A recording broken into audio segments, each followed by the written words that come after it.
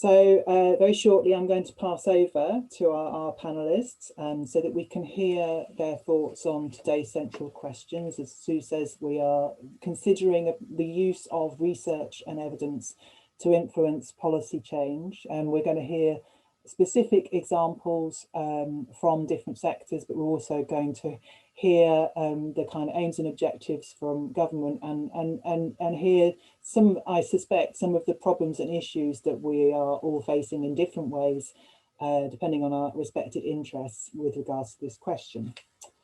So, first of all, I'm going to ask Ailsa McFarlane from the Built Environment Forum Scotland to give a short 4-minute presentation, and then she'll pass directly on to Julia Mason, who's the head of research for the BFI. And then after that, we're going to have Kate Clark, who's an experienced researcher in the heritage sector. So, and then we'll have a short discussion. So without further ado, so that we can make the most of their time, I'd like to pass on to Ailsa McFarlane, and so we can hear her presentation and hear her thoughts on these questions. Thank you, Ailsa. Hello, thank you very much, Abigail. And if you could put the first slide up, please, Mikey. Thanks for that. I am going to be as brief as possible, but I'm talking about a real world example. I'm talking about tenement maintenance.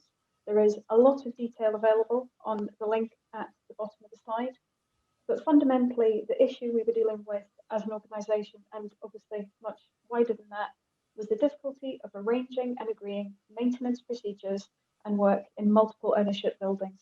A tenement is fundamentally a flat or an apartment. The outcome was a cross-party group report was issued with recommendations to the Scottish Government. The Scottish Government responded very positively, engaging the Scottish Law Commission with a view to carrying out a law reform project with recommendations for a draft bill. Very importantly, a Scottish Government work plan sits alongside this. Next slide, please, Mikey.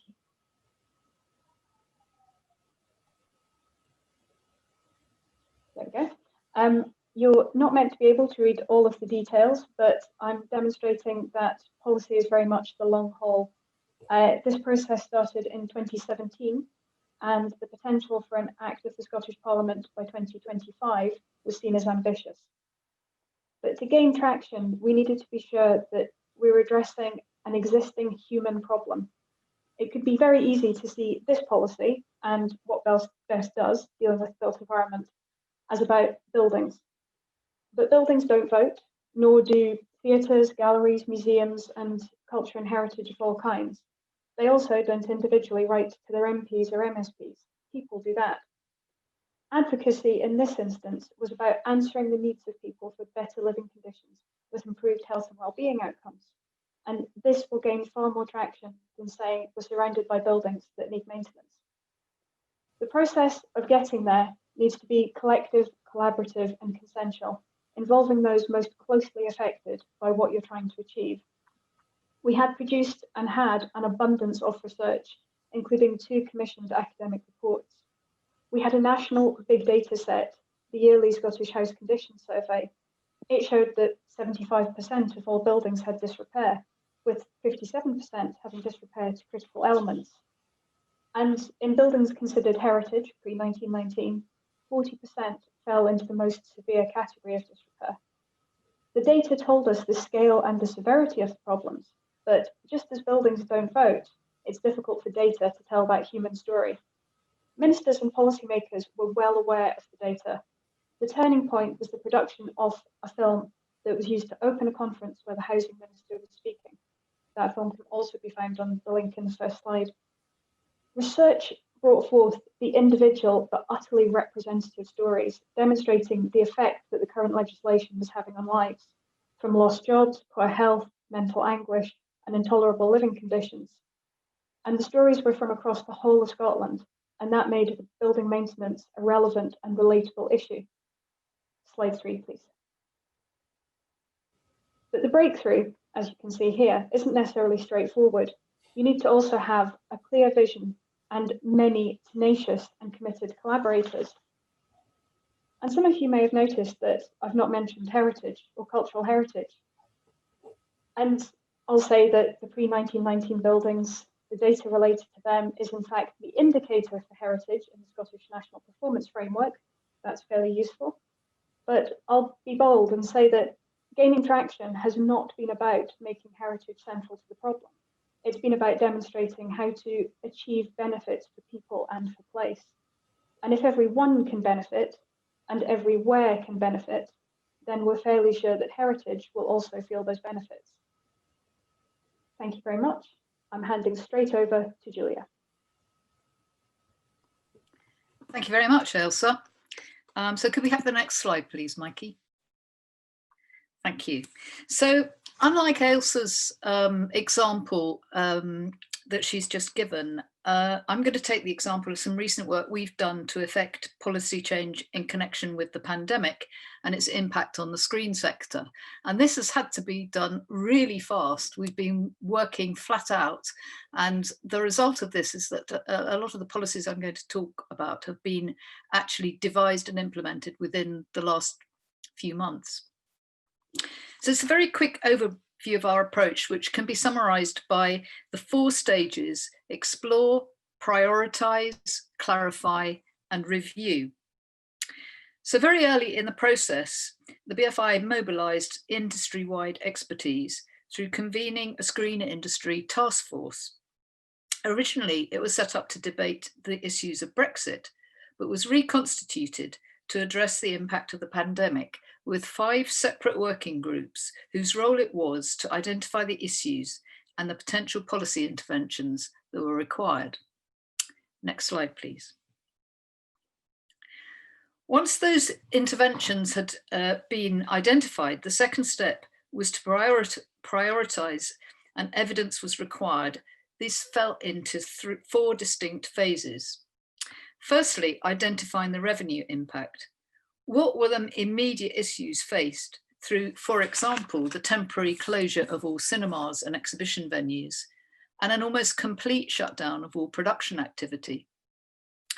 Secondly, identifying the rescue required that would lead us into the third phase, recovery, where, for example, some cinemas would reopen and production could restart. And then lastly, assessing the priorities that are the impact of longer term changes, such as complete alteration of the way in which audiences consume film, or measures that might be necessary to stimulate future production investment. Next slide, please. Naturally, the prioritize phase identified gaps in our knowledge. So the third phase involves more research and evidence gathering to clarify the issues and provide up-to-date data and evidence to support the policy recommendations. Some of this is really challenging. For example, we needed to understand the structure of the screen sector workforce, where ONS data is too high level, but sector data, such as surveys sent out by trade bodies, is often incomplete and unrepresentative. Next slide, please. And lastly, once the policy intervention is in place, it's our job to review the outcomes and impact.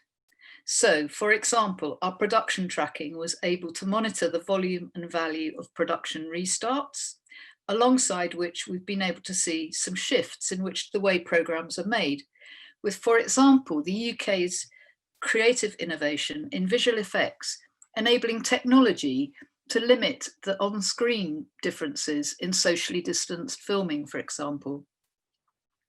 The impact of the Culture Recovery Fund is in maintaining an infrastructure of cinemas for a time in the future when perhaps we can all once again enjoy the experience of a James Bond film on the big screen. Thank you. So I'm going to now hand directly over to Kate.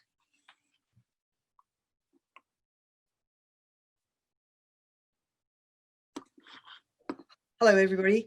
I'm Kate Clark. I have been using research to inform policy through my whole career in cultural heritage, starting with my earliest days as a young archaeologist doing the kind of archaeological research that shaped planning decisions, through to the work that I did first at English Heritage and later the Heritage Lottery Fund in research and evaluation and understanding the impact of funding.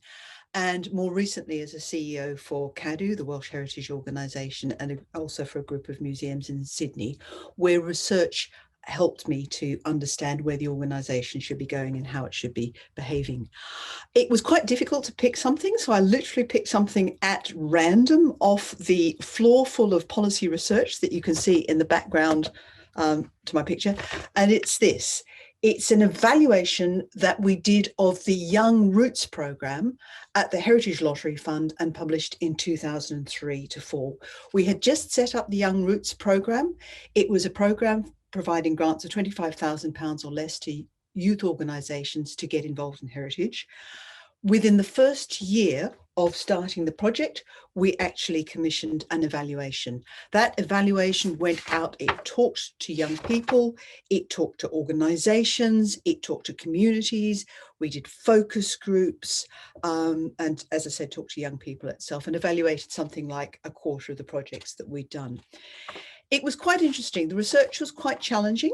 It came back to us and said a number of things. One of the ones that really stood out for me was the researchers said, look, heritage organisations are actually not very good at working with young people. But it was any consolation, it also told us that youth organisations are not that good at working with heritage. So the first lesson for all of us was partnership, the need to really put heritage organisations and youth organisations together. But the second thing they told us really clearly was, don't be afraid of putting young people in charge. Give them more agency and more control in those projects. So we went back and we made changes. We changed our policy around our application process. We simplified the materials. We put in place a shared learning program so that applicants and organisations could learn from this. We developed, and another thing from the policy archive, remove the post-it note, an evaluation guide to help organisations think about evaluation and build it into their practice. And we also used the research in advocacy. And went and talked to the Home Office about how cultural heritage can contribute to wider youth and volunteering initiatives. So it's a very powerful piece of research. And I think the lesson for me is there are three kinds of policy research that I've used in my career in cultural heritage. Excuse the high-tech PowerPoint. One is research that helps us to think about what we do, which in the case of cultural heritage is what we're protecting and why it has value for people. The second of which is research that helps us understand why we do what we do, and that's about the economic, social, environmental benefits that flow from investing in cultural heritage. And the third kind of research is about how we do it, how we behave as organisations, our organisational values, whether we're trusted or accountable. This kind of research that we did for Young Roots was around how we do things. And what I think I'd like to say to those of you in universities who are coming into this subject in policymakers, it's that kind of how work, that kind of policy and program evaluation that helps think about what we do, that I think is a missing gap and I'd love to see more of, and I look forward to talking to you all about in the future. Thank you. Okay, thank you very much to Kate, Julia and Ailsa, and interesting to see the different shapes that you're describing, the kind of process of how research may be brought into influence or change policy making or implementation. So, and I just wanted to reflect on that in a moment. So we have, I think we have. And we, in this sense, being academics who are interested in developing research that can have what is the golden goose or golden egg for the ref and for academics, is to have research impact and policy impact. I think, we're sold a story of there being a straight line in terms of the process, and sometimes diagrams, create that illusion of the logic chain and so on. But at the same time, we started off this discussion with a definite squiggle from Ailsa. So I think that the kind of different reflections on at what point in the policy process research might be most useful is something that I'd like to hear from you. But allied to that, I also reflect that I think there are so many stakeholders in the research to policy process, aren't there? There's the research producers, the research users, there's people who may benefit from the research, but they don't know that yet. And there's something about, I think there's also something there about how do we agree the terms and the terms of reference for research? How do you get consensus in your fields on what is being researched and how? So I just wondered if you could reflect on those questions for me. Ailsa. I'm happy to step in there. I mean, I mentioned we had two big research pieces that were done for this particular project, but the initial research had been done by the same researcher who's now a professor at Stirling, Douglas Robertson, and he'd done the initial research 30 years ago, and it was some of the same issues had come up. But one of the things we found was absolutely essential was we were working with the decision makers early in the process, and some of that research was funded by Scottish Government. So it made it clear that they appreciated the research had to be done. So we knew we were producing something that was of value to the people who would ultimately be making decisions. That's a really interesting point, not least that sometimes there's knowledge out there that exists that actually we just need secondary analysis on. So so Kate or Julia, I'd second that I think in the work that we've done over the last few months, what we've found invaluable is the data that we collect on a regular basis, that we've got trends going back, so that we can see the impact that's happening now and relate that to a year ago, 5 years ago, and that gives it a much more compelling kind of case. So for example, with cinemas, we were able to see, and I actually got the idea from, I think it was the Arts Council that released something that said theatres were losing £1 million a day through the closure. And I thought, well, I wonder what the equivalent figure is for cinemas. And it's actually 3.5 million a day that's being lost in the cinema sector. And kind of once you start to kind of use the resources that you've got and interpret those in a way that suddenly is meaningful, I think that can really help in the policy recommendations. And we now have, you know, £30 million of Culture Recovery Fund to help sustain the infrastructure of cinemas, so that when we are able to watch films again, we still have an infrastructure available to us. It's way worth adding to that as well, because obviously my team helped model it with the AOB's, the Cultural Recovery Fund. Actually, one of the biggest areas we found quite difficult actually was that data side. And I think that's definitely more work we need to do in understanding the value chain within the sector, which I think the film sector does really well in terms of its kind of how different parts link to each other. And I think as we one of the things that we found is even finding a kind of an agreed number of theatres, for example, which was quite difficult. And I think that's something we learned during this period, is actually how much we don't know in terms of some of the structures and the data in our sector. That's something we want to kind of take as a lesson learned for the work that we've done. Could I just respond again, like Harman, having sat in a policy chair for a long time and a civil service chair, when I first started off in this world, I thought there was going to be a lovely, neat link between doing some research and getting a policy result. And, you know, how I've, you know, it simply doesn't work like that. And one of the things that has helped me to understand that is actually, it sounds very weird, the Civil Service Policy Standards. And they talk about the 3 dimensions of policy making, which are research, you know, and evidence, delivery, and politics. And however good your research, and what I often call the killer facts, which is like the ones you just mentioned for cinema, unless you actually understand delivery and politics, then it's very, very difficult to get research through. And that's why I think it will always be difficult in terms of the REF, and I'm involved in the REF at the moment, to make that direct line between research and policy because of that complexity of that relationship. Thank you, Kate. I'm interested to hear more about that in terms of the kind of who of research as well. I mean, the example that you gave us in terms of Young Roots programme, I'm assuming, although I might be wrong, that that was a commissioned piece of research from Research Consultancy. Is that right? Yeah. Yes.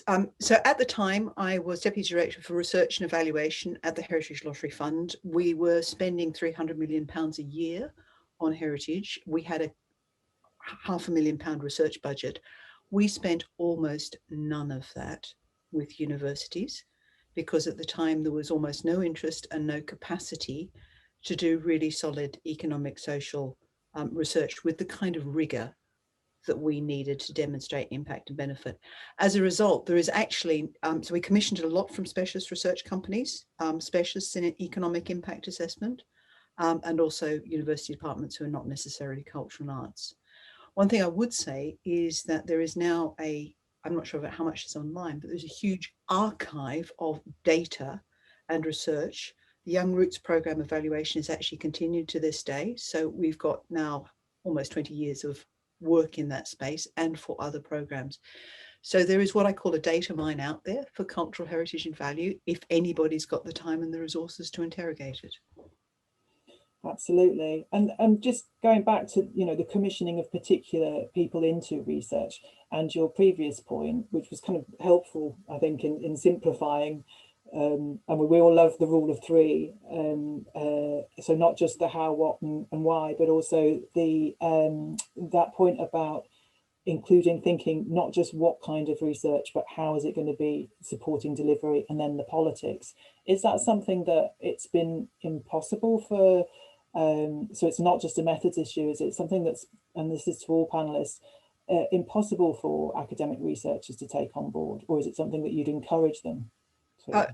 Can I just come in? I think there is a leap to be made. So I used to get quite frustrated that research would come back with absolutely no understanding of what we did and how we did it. So quite often we as policymakers would have to take the raw research and then translate it into policy. So I'd love to argue, and I'd love to see a much greater coming together of, you know, both the critical approaches to research and cultural heritage, but also what's actually happening in the policy space, so that both sides understand each other better and can speak to each other. Because at the moment, I'll be brutal, I can see that there's a little bit of a separation, and that's why I'm so pleased about what the Institute's trying to do and the opportunities to bring that together.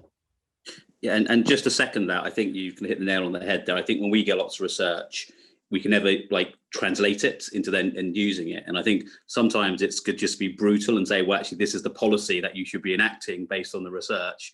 And I think obviously one of the things we found really helpful, and we're talking to Ben and others about this, is having more people come in and work in DCMS, even if it's a shadow, or like a thing we did many years ago with some PhD candidates. We had to come in to actually understand how we put that evidence and that policy together. We actually got, you know, I know we've got one person on the call, Emily, who worked with us in the summer, which I think really provides an insight actually about the peculiarities of how that research then gets converted into policy. And I think the more we can probably expose that, the better. And I think you summed up that the way it works in terms of actually, it's not just the evidence, politics is involved as well. Thank you. Well, before we move on to your presentation, Harry, then are there any other reflections that Julia or Ailsa you'd like to make? I was just going to echo the partnership, the importance of partnerships and the importance of listening to each other and spinning ideas off each other. That's the way you get the best research, I think.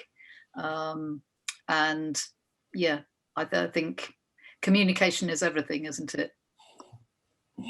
Absolutely. And I was just going to say that it is very much about finding that sweet spot between robust research and a short message that can get political traction. And we respond to a lot of consultations. I see a lot of consultations that come from all sorts of areas, but academic responses can be often all of the information rather than the headlines, and then that being a sort of backup. And I think maybe the amount of information can mean that the message can get lost. Okay, thank you. I'm sure we'll hear more good advice like that shortly. So thanks. I'd like to move on now then to the kind of second half of our panel, if you like, and to Harman Sagar, who is the just going to get your title right, the head economist for arts, heritage and tourism at the DCMS. So if you're ready to go ahead, Harry, with your 4 minutes, please do. Yes, please. Thank you. Good to meet everybody. So this is going to be very high level and might simplify too much. So do bear with me. So what I thought I'd set out very quickly is kind of how we in government have been using research and evidence to influence policy change. Now, these are some of our tools. These aren't all of our tools, but these are the ones that I tend to use quite a lot. But I should mention my team is multidisciplinary. So I've got statisticians, social researchers and economists, and actually we work very close to our policy people as well. So we're embedded in a policy team. So one of the main things is a term that's often used is the market failure and identifying it. Now I think it's often confused, I think, with the way it's explained, and probably economists don't explain it very well, which is really just going back to the point of, like, if you just left the market to do things unfettered, actually they would reduce economic efficiency. And when we mean economic efficiency, we mean public welfare. So the public would actually be less well off, hence the government needs to intervene. One of the other big areas that we often use that framework to explain the rationale for the investment or why the public sector needs to be involved.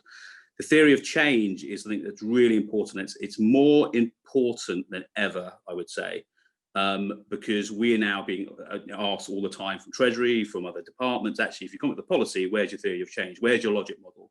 And that's what I would say before anyone does anything on monetization or valuations, get your theory of change done. And we're really now leading on this. So we're obviously doing lots of evaluations and trying to actually push that out. Also publishing, which is also a big thing, which is showing that kind of leadership. So one of the big ones we've got going at the moment is the Cultural Recovery Fund evaluation, which we're currently trying to appoint someone to take that forward.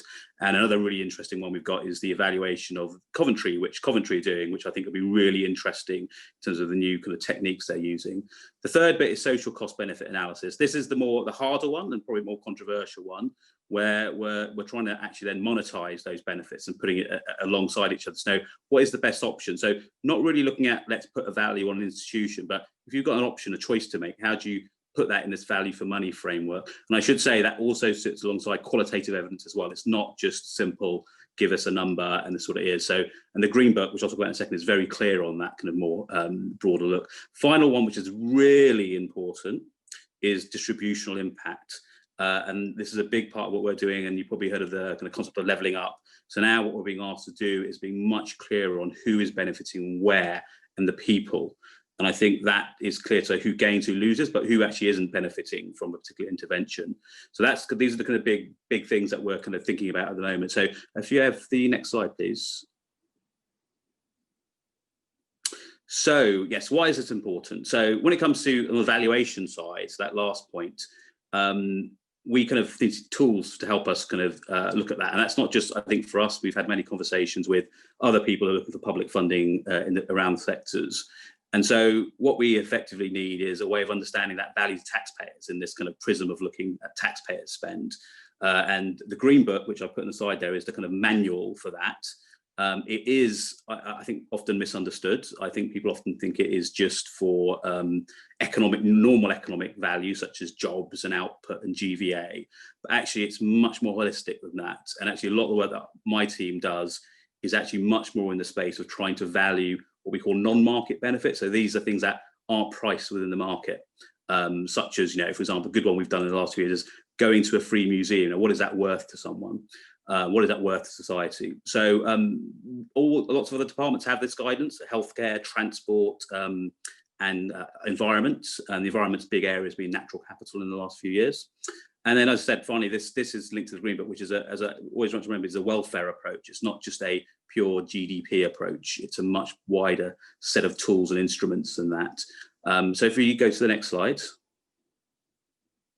Now, what we would argue in our sectors, culture and heritage, is while there are lots of methods that have been developed around that valuation side, in valuing cultural and heritage and their assets and services, we kind of, there's not really a vacuum really in terms of, for us anyway, government guidance on this and showing people how to do it. Now, obviously, you have to be proportional, because not all of these things will fit every organisation. But we're trying to move forward and think about actually how would you do something similar to other departments across government in having those tools. So, and the risk of this, it's quite important, the risk of not doing this for us is if we don't do this, then actually we see this all the time, that then those benefits are effectively valued at zero.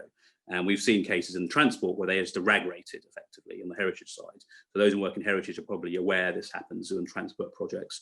So we've been talking to Historic England and others of how we can improve that and actually create values for those heritage or those other social benefits. So as I said, it prevents effective decisions, or actually it doesn't help you mitigate decisions that might be affecting the sector. So that's kind of where we're coming from, why we're kind of pushing much harder on trying to solve this issue for ourselves. So if you move to the next slide, the final slide. Moved. Yeah.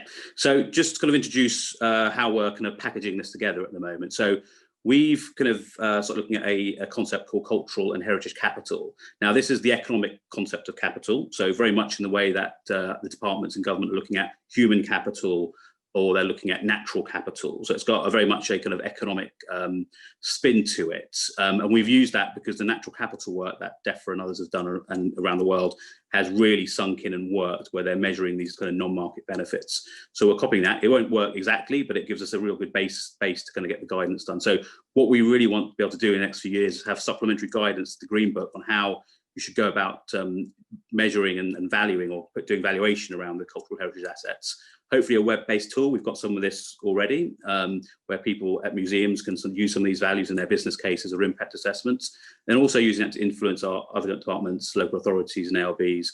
And at the end of this, also, we're already talking to the ONS about kind of pulling forward a national cultural and heritage capital accounts, similar to the natural capital accounts as well. That's a longer burn piece of work. So this is kind of our framework for doing. I haven't got details of the exact framework now, but that's kind of the thing we're doing. Now, the important thing is we're rooting this not just in economics. It has to be interdisciplinary.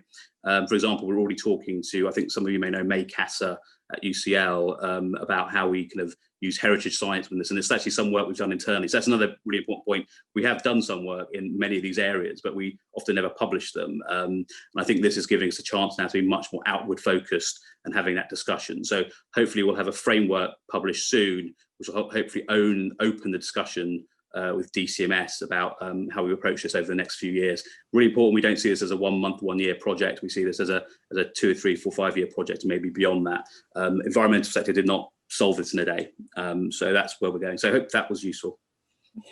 Thank you very much, Harman. And I'd like to ask, last but not least, Professor Paul Kearney, who can introduce himself. He's from the University of Stirling, and let's hear what Paul has to say. Okay, thank you. So I do have things to say, but I'm going to mostly put them in the group chat with links, given the 4 minutes. I thought what I would do is just reflect on what the other presenters have said and how we might think about that in an academic context. So, I mean, one of them is particularly interesting, so look out for that. I think the first thing that comes out from a lot of speakers is the importance of framing research in relation to government policy. So I think a lot of people in academia are used to thinking about, you start with research and then you work out who you can interest with it.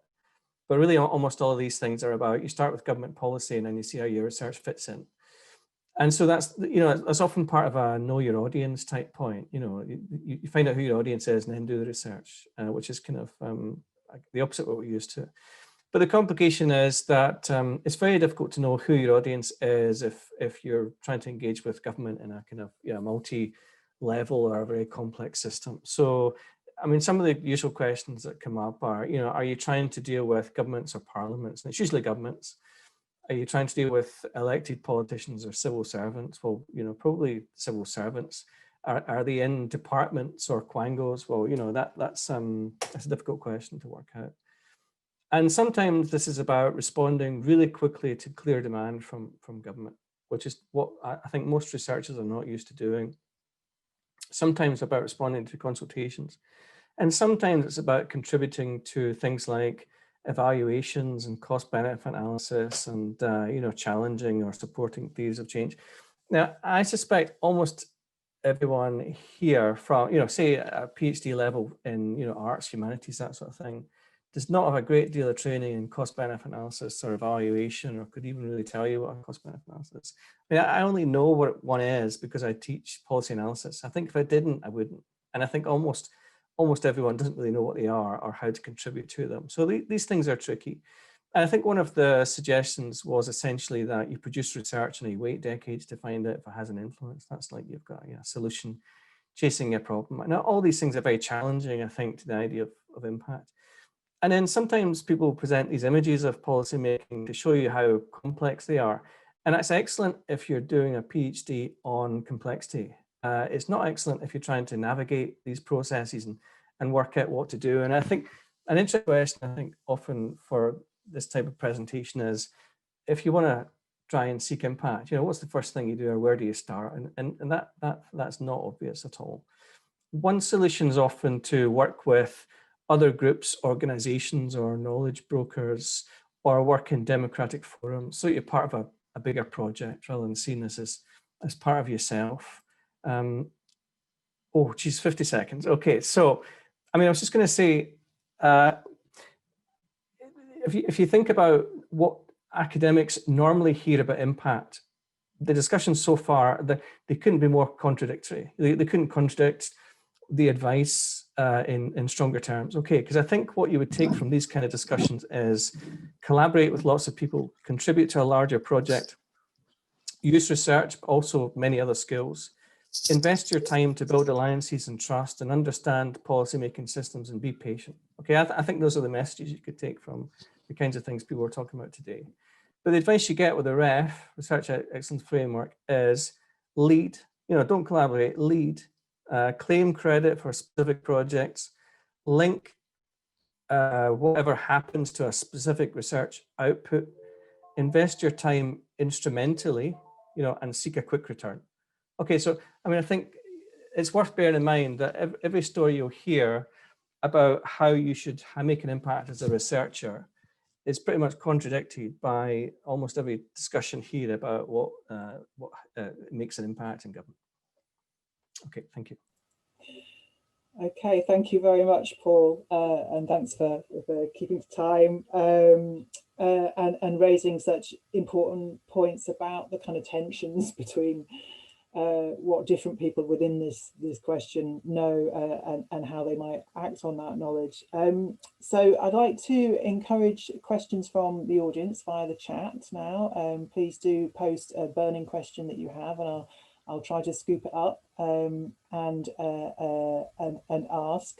And whilst we're just kind of waiting for a couple, I'd kind of like to ask one of the obvious questions, which is for me anyway, or the tensions when you're teaching cultural policy studies, as I do, and arts management, and it's that tension between kind of culture and economics in relation to research methodologies. And I know that we're taking the public good model, market failure model from Harman, but I'm just wondering still, given that the Centre for Cultural Value is an output and an outcome from the Cultural Value Commissioning Programme, which was very much against commissioning, social science, but it was more around social scientific inquiries. It was more around looking at arts and humanities inquiries. Is there a danger in having that constant economic frame? And I am aware that you did say, Harry, about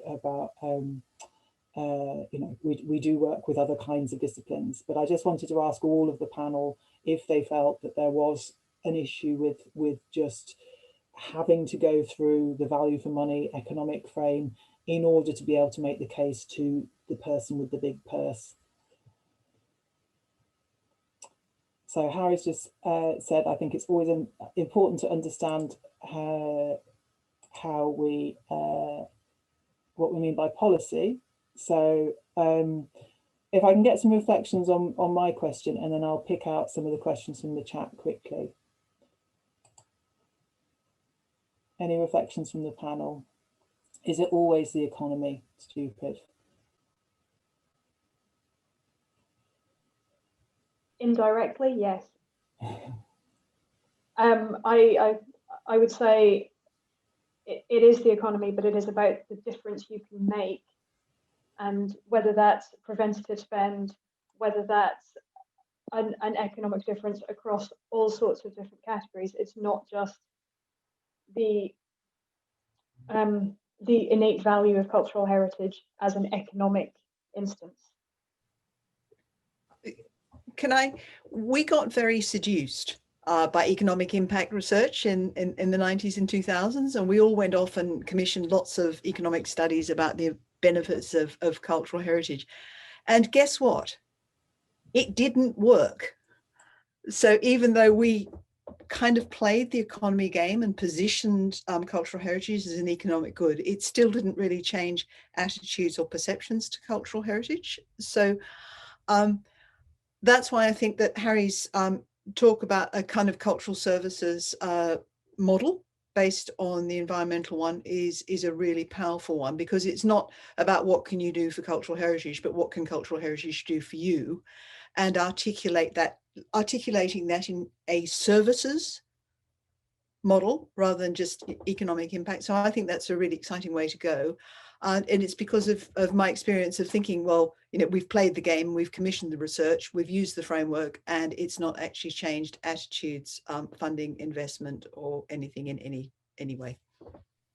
Just to add to that, I think it's also important to be always be clear what we mean by economic as well, because I think one of the things, and I said this back in 2009 before the recession, although that changed, is that those pure economic studies, such as what's the GDP, like they're great, and actually they were very useful during that early days of the austerity, because that was the big argument. But actually, and obviously we were now moving before COVID to a more settled period.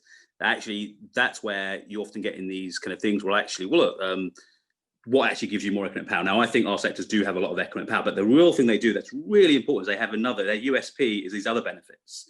And the Green Book, I think, and it's worth reading if you haven't, it sets out quite clearly, actually, if your economic benefit isn't productivity, which is quite a rare product to have, actually it's about your social benefits, because those are the additional things. And I think that's probably where those GVA studies, as you should keep doing them, they're really important. They're really good for, like, I think, on the political side, people like them, but actually when it comes down to when we're doing these cost benefit analysis, actually they're probably less useful, unless you're doing the full really deep Green Book approach, which is you're looking at productivity, or if you're looking at local level analysis. Another really important point, the distributional argument actually is more important. One of the things that we want to look at is what we call welfare weighting, i.e. £1 in one area is actually worth more in another area, because that area might be less well off. And I think that's really important for our sectors. Well, we know one of the things we get accused of quite a lot is that they're low paid, which I always find out interesting, because the creative industries are such high growth, which I still haven't figured out yet, is why do we have such high growth in our sectors, economically speaking, in GVA, but our wages seem to be, our average wages are quite low, which is probably a whole study in itself.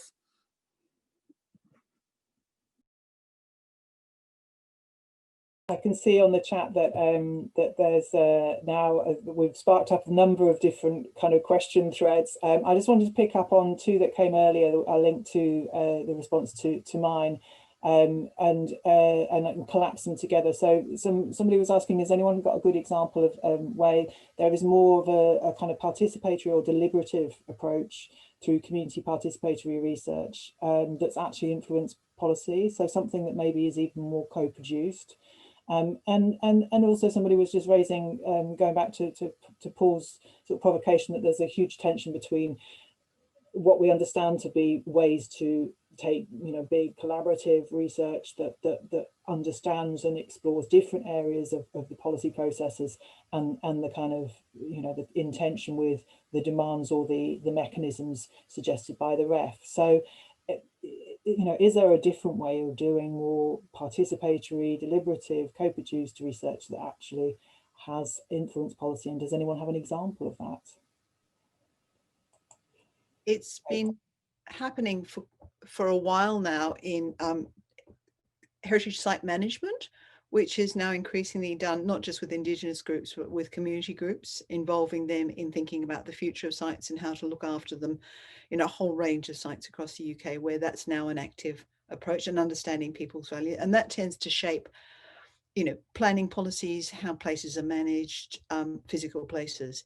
In the policy space, the one that I was directly involved in was we did a lot of citizens juries at the Heritage Lottery Fund, bringing people randomly off the electoral roll to look at how we were funding things and the approach that we'd been taking.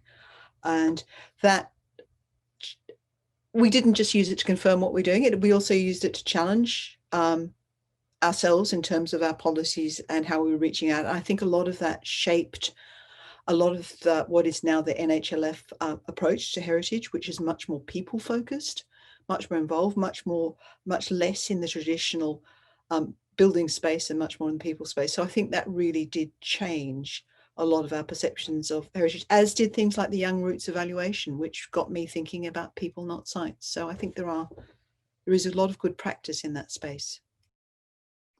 We have thought about this at the BFI for addressing evaluation of our archive. We haven't actually gone that route yet because we weren't sure that it was the right route to go. But certainly the thought that a more kind of deliberative approach to valuing that archive rather than a kind of straight economic value for money would demonstrate, because I think people very often, they can't articulate what they feel about archives and heritage, and it's better to kind of deliberate that with them. So we, as I said, we haven't actually gone that route yet, but we have had a lot of internal discussion about whether it could be a good way of demonstrating the value of, for example, a film archive. Can I ask you a quick question, Julia, on that? So obviously with the study that we did many years ago now, that was collaborative and difficult. So we went out and asked people their value of the archive. So that was kind of that. I suppose that the issue is actually how you connect those together. So the way of ascertaining what people value, which I think is an issue at the moment with the economic techniques. It doesn't always, it's a bit of a black box sometimes. And I think that's definitely one area that the economic methods need to basically kind of be better at, is understanding what they're valuing and what they're not valuing, which I think is all quite important. But I think you've probably seen where we've actually asked people what they feel about archives or culture. And that's why I think actually there's some work, because I know there's been different work done in the sector, but how we better ascertain what they think about culture, and then also if that's actually useful for the decision. And I think that's always really important. Is I think for us anyway, this is in terms of government, the research always has to be there to help a decision. So are you collecting information? Are you collecting data? So one of the things we hear a lot about from our ALBs is you've asked for this data, but are you actually using it? And so I think there's a big kind of overload at the moment in terms of too much data, but I think for us, it's always been clear what it's being used for. And so we don't overburden people. But yeah, I'm really interested in that type of research as well and what that can tell us. And as you know, Juliet, some of the stuff we were thinking about before I departed, and I think it's a great piece of work. I think that will tell us a lot more about what people value. And I think BFI is very old now, published in 2010. The one on value of film was really illuminating in that area. I think one of the best of illuminating that. I think it is. It's the kind of step before the actual kind of economic valuation. It's like saying to people, is it worth preserving Hadrian's Wall? Yes, of course it's worth preserving Hadrian's Wall. Have you ever been to Hadrian's Wall? No, never been. And we find that with the archive, people's concept of what that is it a Hitchcock movie? Yes, it's a Hitchcock movie. But also, have you watched The Crown? Yes, I've watched The Crown. Did you realize they used the film archive to reconstruct the actual costumes that were worn by the Queen in the 50s? Oh, no, I didn't realize that. So it's a way of, the deliberation is really a way of kind of teasing out the more intangible value. Thank you, and thank you for deliberating on that question. We need to give our interpreter a bit of a break, and also we need to find out some more examples of different kinds of research into policy from our audience. So I believe there's going to be some questions posted in the chat. Oh, sorry, they're not in the chat. Here they are on the screen. So what I'd like you to do, we can have a break from the screens for a while. So just for 5 minutes, if everybody can consider these questions, and if you want to respond to them, please provide us with your experiences of trying to influence policy. What worked and what were the challenges and what did you learn? And then the second question is about what constitutes evidence for different cultural policy. And so if you can, if people want to respond to those questions and put 1 and 2 alongside your answers in the chat, then we can pick up on them in 5 minutes time when we'll resume discussion, okay? And to the questions that we posed. So what I'd like to do now is to be able to see if there's anyone who wants to make a direct question, to ask a direct question or to make a direct point, either relating to what they put in the chat or to the discussions we've been having already from the audience. So if you could make yourself known, if you want to ask a question directly, either by putting your hand up or by unmuting yourself. Is there anyone? I'm just scanning my screens to see if anyone wants to ask a direct question or make a point to the panel. Otherwise, I'll look at the, so we've had a range of different examples in the chat, which have suggested that, you know, Paul Kearney talked about the kind of complexities of the policy environment. There's been interest in kind of the clarity of definitions used, and also thinking about, well, one particular point I liked was about being in the right place at the right time. So I'm just looking for who's Julia from the Crafts Council. I wondered if you could say something about that experience. Were there particular examples that you had about? Yes, I mean, I was thinking the example I gave recently was having a conversation that may lead to a successful policy outcome, but may not. But in the past, for example, working with DCMS around data and what are the right codes to collect for craft. When a conversation arises, being able to go with having the evidence base behind us to say, this is why you should be counting different outcomes. This is why you should be counting different codes.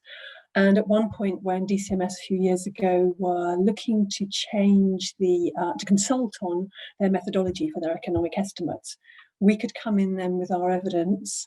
Suddenly we had a conversation, we were listened to, and even though we didn't get a complete change in everything we were looking for, we did get a partial change in how the methodology worked for craft, as opposed to all craft codes being excluded because they hadn't previously had sufficiently robust ways of counting them.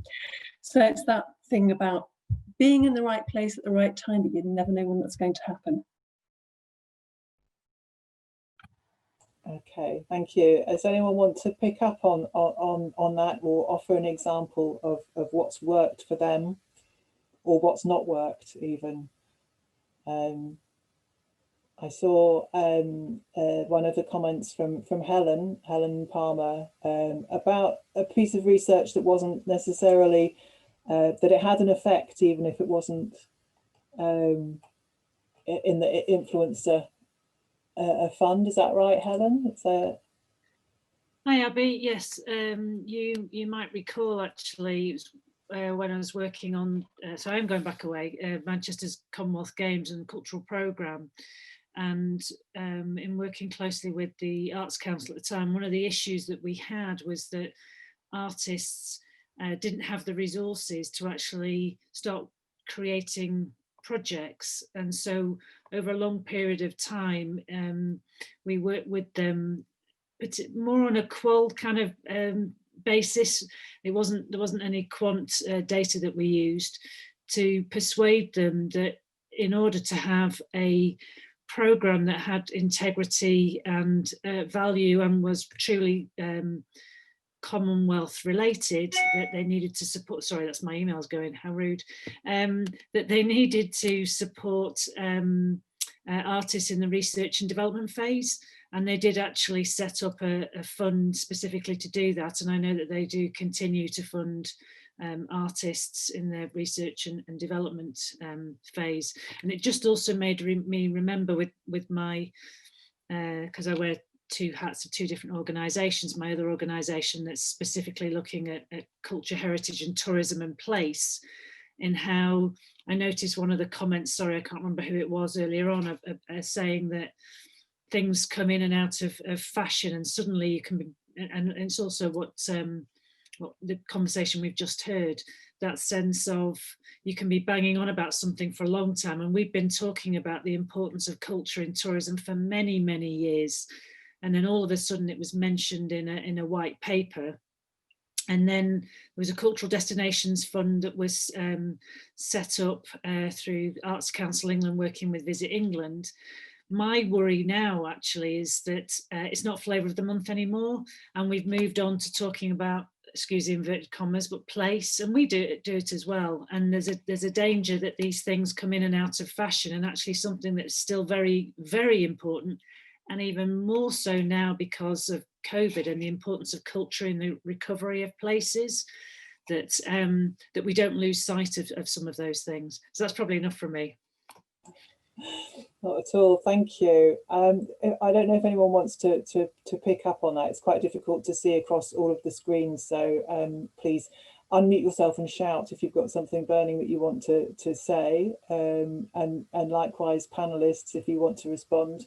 I do note another comment from Michaela Nuts in the chat, which is about that kind of local level, and I think, you know, from my understanding or my experience around the kind of concerns of having enough evidence locally, partly because of how data are collected and how, you know, what kinds of drivers there are for data collection. That local level data is often a problem, and so trying to work with a local authority and provide evidence at that kind of level that is robust has ongoing issues, and there's a politics to that as well, of course, isn't there? Because we've seen over the years the taking down of different mechanisms to create data, whether those are national indicators or particular survey methods or other forms of kind of performance management. So I don't know if any panelists or audience members had particular reflections around the nature of evidence. I can see Kate's signalling, but if there are were there any other examples or methods about examples of particular methods that constitute evidence, or comments that you wanted to contribute there? Okay, Kate, you're on. I confess that I wasn't necessarily going to talk about types of evidence, but I was going to pick up one of the issues that's in the chat box, where Carmen Valeros talked about the encouraging more cross-sectoral cooperation between different ministries, governments, and in her case, health and culture. And that's, again, being in a policy space and working in government, you spend a lot of time trying to make that connection between culture and heritage and health, education, environment, and all those other departments, because quite often a lot of what they do can have a negative impact on what you're trying to do. And one thing that I'd highlight, I'm not sure if people are aware of, is I'm working in Wales at the moment, and Wales has got a Future Generations Commissioner and a Future Generations Act, Wellbeing of Future Generations Act 2015, that actually requires public bodies to think about the 7 wellbeing goals and the 5 ways of working. And those wellbeing goals include culture. So at first it was quite awkward, and there was a little bit of pushback, and we saw, Harry, quite a lot of this kind of economic narrative and a bit of nervousness about it. But since 2015, I've seen a real change in policy making, and now there is a lot more genuine cooperation between different ministries and a willingness to take culture seriously, because quite frankly, they've got to do cultural impact as part of the integrated impact assessment process that the Future Generations work requires. So it's been a problem for a long time, for 20 years, but I think in the last 5 years in Wales, I've actually seen a genuine change in that ability to work across areas and to integrate culture with other fields. So there is hope, but it's not easy and it takes time. I'm just going to follow up from that point about directorates and how spend is established. In Scotland, there's Our Place and Time, which is the National Strategy for Heritage. There is a task force related to that. There are several, but there's a Built Heritage Investment Group, which deals specifically with heritage investment, particularly for the built environment. A piece of research was done in relation to that, looking across all the directorates of the Scottish Government, and it was found that all but one directorate, they could demonstrate that there was an active spend on heritage. And this is still, I mean, that project is very much ongoing, but that gave a much better understanding to be able to put in front of the directorates and in front of the appropriate sort of ministers and CABSEX to get much better traction as to you're already spending on this, but let's see what benefits you can get from it. So it was just about how you used what was already happening.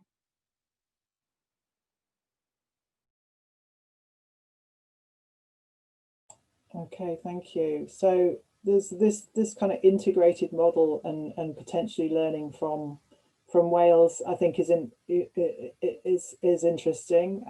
Is that something that you wanted to respond to, Harry? Or if not, there's a question directly for you and for Kate that's come up in the chat. Yeah, so just answer that. Yeah, it's about the. So are you responding to that one? Yeah, I'll try and respond to both, but I think just going back to your point on the types of evidence, and I think what I said, it's important. I think I may have mentioned it's important to know who you want to give this evidence to, and that's what I mean by defining who the policy lead or whoever the actor is, because different evidence works for different people. You know, so for ministers, actually, sometimes if you're engaging them directly, they do want to hear the stories, the story of and the detail. Whereas actually, what I always say to people is, then it comes to people like me. I love the story, but now I have to get down to writing the policy document or doing the analysis. So it's important to know who you're engaging with and the types of evidence you want to use. And I know sometimes actually you can get someone's attention with a good story and a good example, but then you need to go, what's the next step we need to do in terms of the evidence? And I think one of the things I like to say is when we do, let's say if you were to send me a 200-page report, I have to summarize it to a page. The private office will put it in a paragraph. So why don't you write that paragraph for me in the best way that you can do it? And that's just how the information flows. So it's really important. So getting back to the question, which I think was on the chat, let me just check what it is.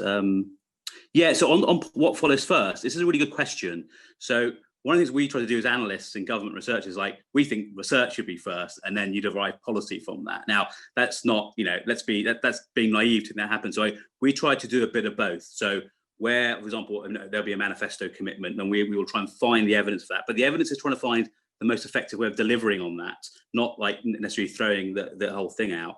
There's other ways, and I think this is really important, where the academic sector can really be useful in how they bring the evidence. Actually, you've done some research and it shows actually there's another policy you can do, and then giving that to. Now I know that's probably the hardest bit, because I remember in Nottingham last year and people said, well, who do I talk to? Who do I email?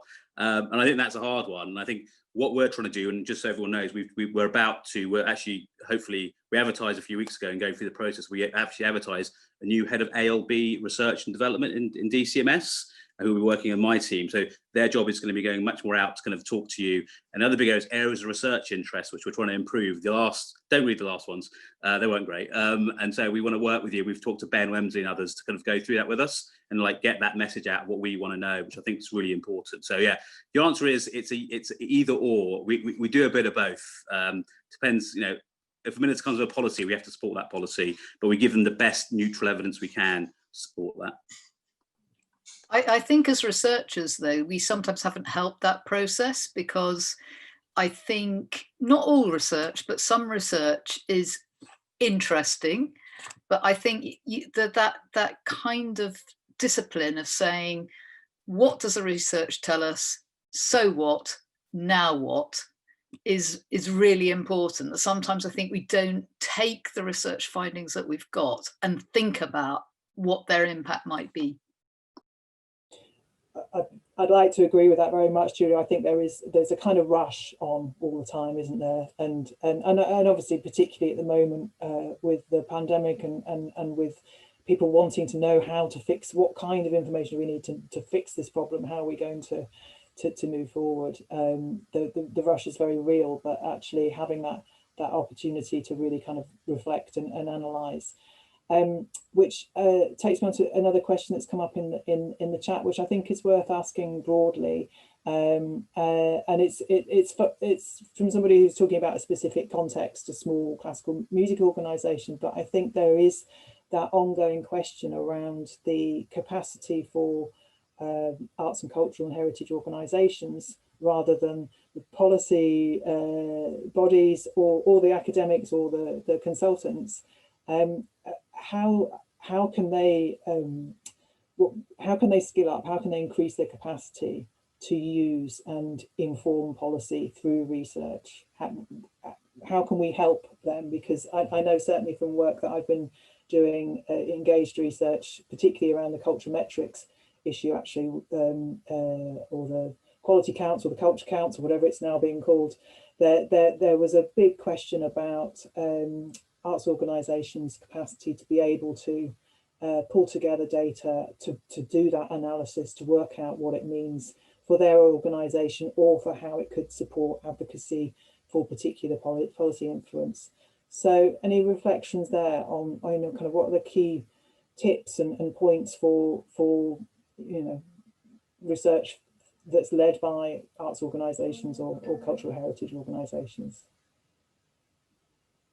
I'm a little bit out of date with this, but I know that when I was there, the National Heritage Lottery Fund, and I presume the other lottery distributors, actually had quite a lot of really good toolkits that were designed for people who had funding for projects, but actually were incredibly useful for basic evaluation toolkits, which you can look at. And they often had, I mean, I'm waving the Young Roots one, but this is really good. It's full of, activities, simple things that you can do to think about the impact and benefits of what you're doing. So using some of those, and I know that some of the independent think tanks have also got community-based evaluation toolkits. It's really helpful. The other one thing that I would say is always know your killer facts. Julia, you talked earlier about, the killer facts that change your perception of, film and investment and, what cinemas were losing. And I always think about that one that, more people go to cinemas than go to museums and go to football matches. Knowing your killer facts and thinking what they are and having them at your fingertips and deploying them often and frequently and relevantly to change perceptions, and recognize that you've probably got to say it over and over and over again till it sticks is another core tip that I have. But look around. I think there are toolkits out there that you can use, borrow and adapt. Okay, and then a response to that question in the form of asking the question differently, which from Doris. Thank you, Doris. Good point, which is basically saying, why don't arts organisations, especially the small ones, make art, and then we help them access someone who can't do art but can do data research for and with them? So, a kind of commons model for bringing together different constituencies for research.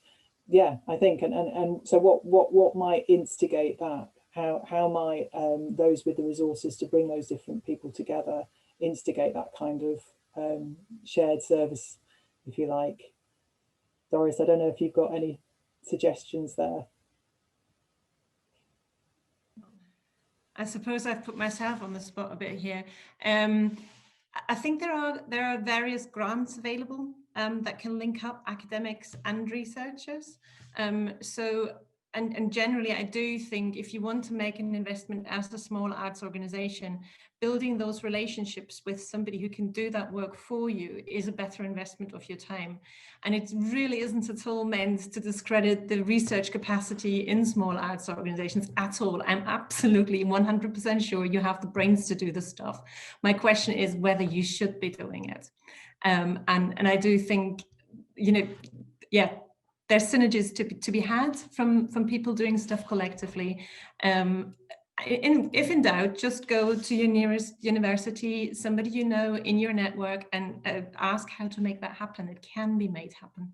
And there's, I suppose, also the Centre for Cultural Value might be a good point to start. I think that was a good plug. Harry, just plugging that, actually. So I think one of the things we find quite a lot, obviously, I don't think everyone in the sector is going to have the money to do research or do these, especially the kind of things that we're looking to do. Hence why we're actually trying to we're hopefully going to slimline it over the years and make it much more usable for smaller organisations. But I think there's an interesting thing here, and I think what I find quite painful sometimes is when I see small organisations going hire very expensive consultants because they don't know the questions to ask or they don't know what's out there. And I think that's where actually having the Cultural Value Centre and other people being there available to kind of give them guidance is really, really useful. And also telling them actually you don't need to do this because someone's already done it. So just use that. So I think that's another important thing, in having that kind of available to people who shouldn't be basically spending 50, 100,000 pounds on a consultant to do something that actually they could just talk to a very friendly academic or person to kind of get the information. So I think that's a really important point. Thank you. And I saw, Michaela, you had your hand up. Do you still want to make a comment? Oh, sorry, I was clapping. It was the clap sorry. emoji. Sorry, I saw it briefly and it went away, but yeah, applause then, therefore. And there's also some further comments in the chat I see that have responded and thought about how you can kind of support a kind of sharing of good practice, and including training up local groups to kind of collect data and to sort of support this, as well as more plugs for the Centre for Cultural Values. So I think, yeah, I mean, there are common schemes, aren't there, elsewhere in the world. I'm thinking of the Australian ARC funds and other kind of research and arts and cultural and kind of policy collaborations that are around developing evidence and impact. And of course, it has been a huge investment by the research councils and around industrial strategy commitments, particularly for creative economy. I myself am part of the Policy and Evidence Centre for Creative Industries that's funded through the AHRC. So there are specific areas where we are hoping to support improved research and evidence and policy engagement. And I think this conversation is very much part of that.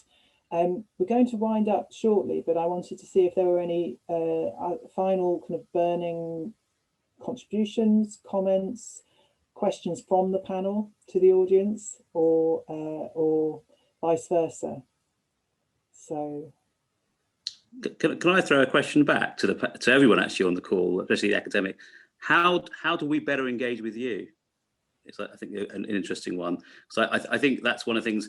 We put our ARIs out a few years ago and we got a few comments saying, oh, we've already done that research, but then it never came to us. So I'd be really to know, like, what's the best way of us engaging with you going forward? Obviously, there's only a few of us in my team, so it has to be proportional, but it'd be really good to hear from people how they want to engage, or they want to see from us, I suppose, from DCMS.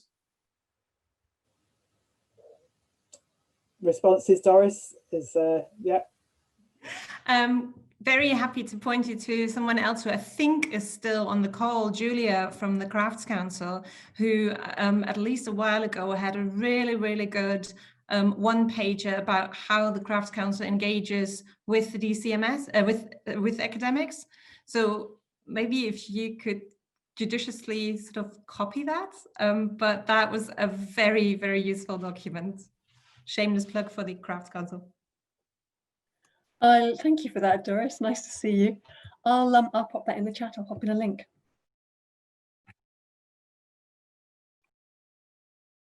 Okay, thank you. And yeah, there's some good comments coming in also from the chat on that, about using universities as conduits, and then the other kinds of centres and networks that are being funded through the research councils. And certainly I think there is a growing kind of infrastructure for policy and research engagement that's not just in arts and culture, but is broadly, across all sectors and all interests for government, that has some good tools about how academics and researchers can make themselves more presentable and more engaged. But also I think it's a good point, Harry and others, how do you kind of open yourselves up and say, well, this bit over here does this, and this bit over here, kind of make yourself legible so that we can start to share a common language and know where where research or research commissioning might be best targeted. So any final comments from the panel or audiences? I'm looking at my notes and it says that the chair will read the summary script, so I'm just going to turn to that. I thought for a tiny horrendous moment I was going to have to summarize all the conversation, but I don't, luckily. I'm just telling you about next steps. So thank you everybody for contributing to the chat and to the conversation. It's been really exciting to me because this has been an area of interest of mine for a long time, and it's great to hear fresh ideas and a kind of real willingness to bring resources together. Another unintended, I think, an unexpected outcome perhaps of the pandemic and the need to work more closely and collaboratively. And thank you to all of the speakers for their time and their generosity of thoughts. The chat's actually going to remain open for another 10 minutes. If you want to carry on conversations there, please do, and share contact details. And then also those of you who've opted in to having your contact details shared, then they will be. So it's just a starting point, really, this event. We're obviously, the Centre for Cultural Value is obviously very keen that we continue these conversations in different ways, and that we can think about how to support each other. So I hope you've made some good connections today, or been inspired to get in touch with other people again. We're hoping for more events in the future too. So if you've got any ideas or thoughts on how this session has run, there is a feedback form that will also just be put in the chat if it hasn't already, which you can fill in, and it should just take 5 minutes to complete. And it says here that you even get the chance of winning a £50 book voucher in the prize draw. So something we didn't talk about, the paywall to research and publications. Maybe that's for a follow-up session about accessing research and data from both sides. You could get some help with that with a £50 book voucher by entering the prize draw from the evaluation. So there's some information there about the Twitter hashtag. I hope people have been joining in online, and you can see the website there on the screen. Thank you so much for everyone for participating, and hope to see you at the next event.